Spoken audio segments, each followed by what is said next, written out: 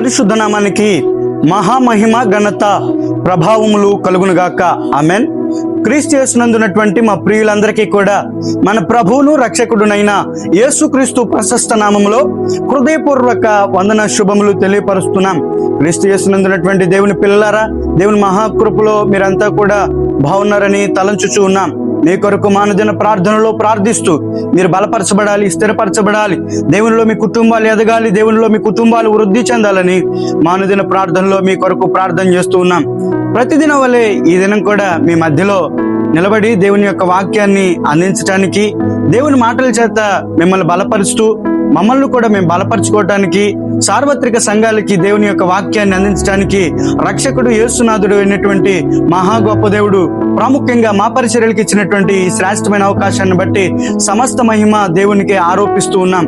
రండి, ప్రతిదినం వలె ఈ దినం కొరకు కూడా పరిశుద్ధ లేఖనంలో నుంచి చిన్న మాటను మనం ధ్యానం చేసుకుందాం.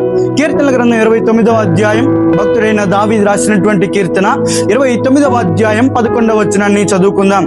The book of psalm 29 chapter 29 verses 11. 29వ కీర్తన 11వ వచనాన్ని ఈ దిన ధ్యానం కొరకై చదువుకుందాం. యెహోవాయే తన ప్రజలకు బలమును అనుగ్రహించును, యెహోవాయే తన ప్రజలను ఆశీర్వదించి వారికి సమాధానము కలుగజేసును. దేవుడి పరిశుద్ధ లేఖన భాగాలను మనందరి వినికిడిలో దీవెనకరముగాను ఆశీర్వాదకరముగాను ఫలభరితముగాను మార్చి ఈ దినమంతటి కొరకై మనతో మాట్లాడి మనలందరినీ సిద్ధపరిచి బలపరుచునుగాక. ఆమెన్. క్రీస్తు యేసు నందు ప్రియులైనటువంటి శ్రోతలారా, దేవుడు ఎంత చక్కని లేఖన భాగాన్ని ఈ ఉదయకాల సమయంలో మనకు అనుగ్రహించాడు. కొద్ది నిమిషాలు మీరు ఎక్కడున్నా నా వైపు చూస్తూ దివ్యమైన దేవుని సందేశాన్ని విని మీ కుటుంబాలను బలపరచుకోవాలని ప్రభు పేరిట మీకు మనవి చేస్తూ ఉన్నాను. చూడండి, ఇక్కడ భక్తుడైనటువంటి దావీదు రాస్తున్నటువంటి మాట. ఈ భాగంలో 2 మాటలు మనం చూడవచ్చు.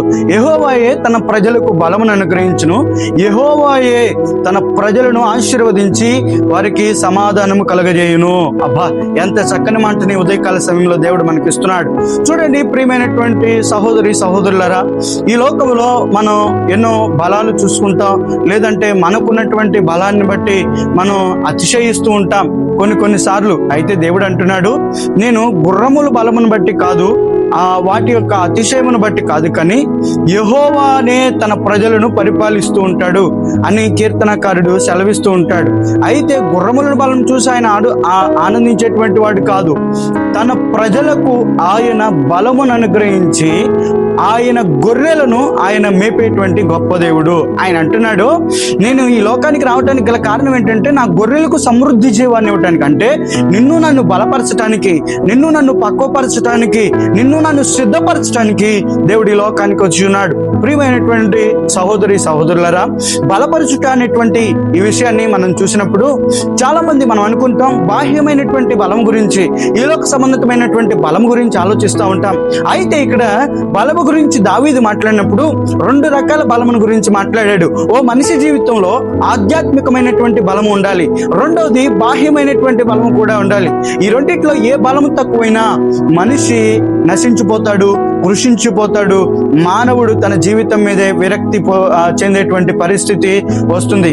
అందుకనే ప్రియమైనటువంటి దేవుని బిడ్డలారా, ఈ దావీదు అంటున్నాడు, ఇదిగో ఈ లోకంలో నువ్వు ఆధారపడుతున్నా, ఈ లోకంలో జీవిస్తున్నా, అయితే మనుషుల బలమును చూసుకుంటున్నావు, కానీ వారు నీకు డబ్బున్నంత కాలంలో, లేదంటే నీకు ఏదో ఉన్నంత వరకు, ఆస్తులు ఉన్నంత వరకు, అంతస్తులు ఉన్నంత వరకు, ఆరోగ్యం ఉన్నంత వరకు నీ వెంట వస్తారు, కానీ దేవుని బలం మాత్రం, నిన్ను బలపరచు దేవుని యొక్క హస్తము నీకు సమస్త విషయాల్లో తోడై ఉంటుంది. ప్రియమైనటువంటి దేవుని బిడ్డలారా, ఇదిగో అయ్యగారు, ఈరోజు నా చదువుల్లో, నా వ్యాపారంలో, ఇదిగో నా ఉద్యోగంలో, ఇదిగో నేను అన్ని విషయాల్లో కోల్పోయి ఉన్నానండి.